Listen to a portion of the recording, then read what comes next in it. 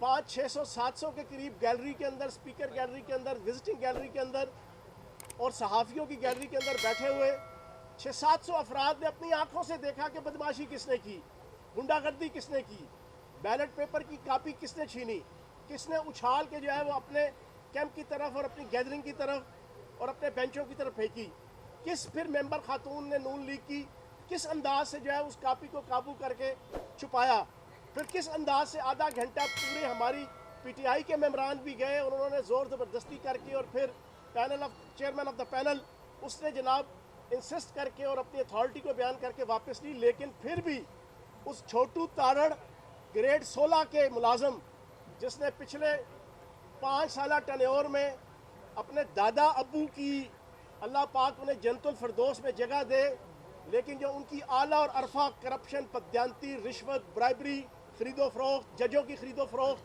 की जो कुर्बानियाँ थीं, जो सलाहियतें थीं, उसके रिवार्ड में जो ग्रेड 16 इसको शहबाज शरीफ ने अपने असम्बली सेक्रेटेरिएट पे दिए रखा और उसके बाद अब पिछले 3.5 साल से अपना ज़ाती मुलाजिम और पपड़ बना के रखा। उस झूठे और काजिब शख्स ने यहाँ पर खड़े होकर इसी जगह पे खड़े होकर कहा कि पीटीआई के लोग जनाब 4 बैलेट पेपर गायब कर गए। नहीं जनाब, बैलेट पेपर आपने गायब किए और अब वाज़ेह शिकस्त इनको नज़र आ रही है। इंशाल्लाह सब्तैन खान साहब भारी अक्सरियत से आज का इलेक्शन जीतेंगे। उसके बाद अगला प्रोसेस जनाब दुनिया के सबसे अजीमुशान, फ़कीदुल मिसाल, ताबनाक और बेमिसाल लोटा, दुनिया का सबसे फ़कीदुल मिसाल, जिसमें अंदर वोट डालने के लिए भी उस पर रत्ती बराबर जुर्रत नहीं, रत्ती बराबर हिम्मत नहीं। अल्लाह पाक का फरमान है और नबी पाक सल्लल्लाहु अलैहि वसल्लम की अहादीस है कि जो नाहक होता है, जो बातिल पे होता है, जो खोटा होता है, वो हमेशा डरता है, वो डरपोक होता है, वो बुज़दिल होता है। उसकी बुज़दिली का आलम यह था कि उसमें हिम्मत नहीं थी कि वो आता और हाल में आके बैठता और बैठ के अकेले शान के साथ जाके अपना वोट पोल करता।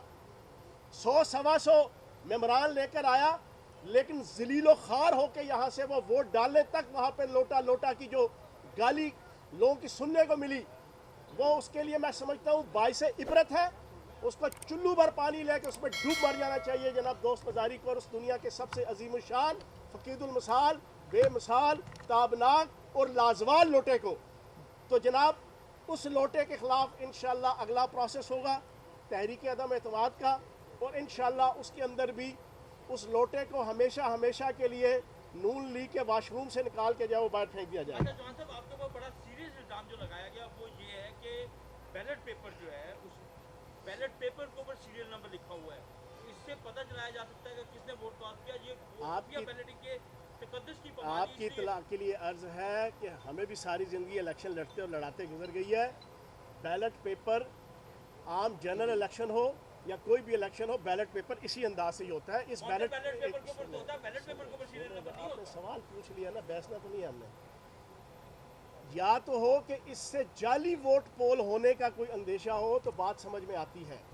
बाकी जो इलेक्शन कमीशन होता है, प्रिजाइडिंग अफसर होता है, उसके पास चीज़ें रिकॉर्ड होती हैं, वो किसी फ्रीक के पास जो मामला नहीं जाते। और साहब कितने वोट एक्सपेक्टेड हैं सब्तान खान साहब ले सकते हैं? 186 का गोल्डन फिगर है, क्या उससे क्रॉस कर जाएंगे? और अपोजिशन को आप समझते हैं कितने वोट मिल सकते हैं?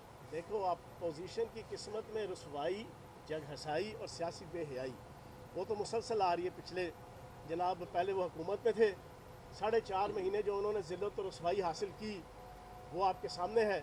और इंशाल्लाह आज इलेक्शन हारेंगे, और इलेक्शन हारना जीतना तो चलो एक प्रोसेस होता है, उसमें कोई प्रॉब्लम नहीं है, उसमें कोई टेंशन नहीं है। लेकिन जो आज उन्होंने बदमाशी की, वो कहते हैं हर दिन ईद और हर रात शबरात नहीं होती। ये समझ रहे थे कि पिछले 4 महीने वाला दौर है, टुकड़ी माफिया के सरगना हमजा शहबाज की वजारत आला जो गैर कानूनी और गैर आइनी और गैर इखलाकी थी, शायद वो दौर है। नहीं जनाब, ये वो दौर नहीं है। ये पीटीआई के वजीर आला चौधरी परवेज इलाही की वजारत आला का दौर है।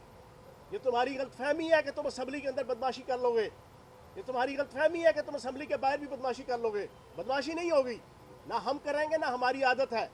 आज आपने देख लिया, हमने किसी पुलिस को नहीं बुलाया, हमने बाहर से किसी पुलिस फोर्स को नहीं बुलाया।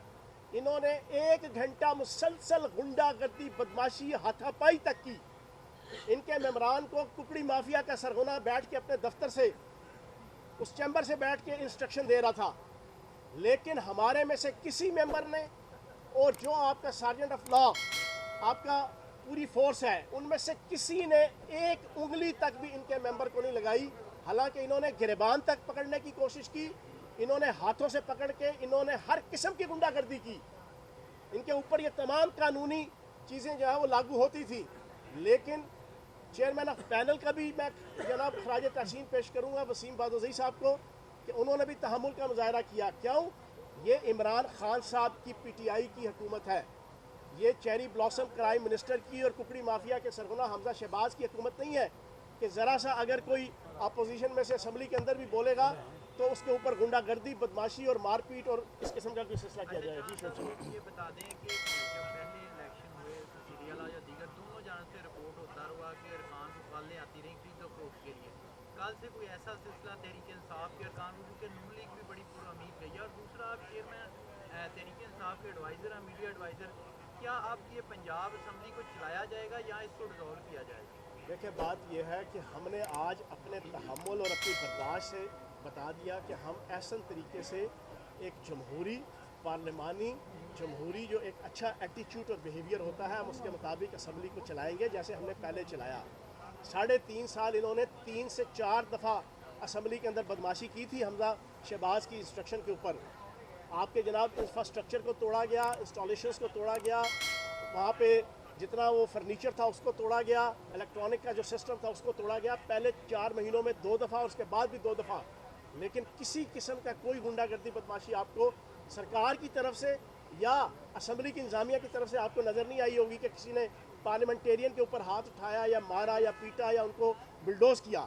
ये इन्हीं की किस्मत पर ज़िल्लत और रुसवाई आती है, क्योंकि ये बेसिकली एक आमिर की गोद में पले हुए हैं, ये बेसिकली आमिर की गोद में जमा हुए हैं।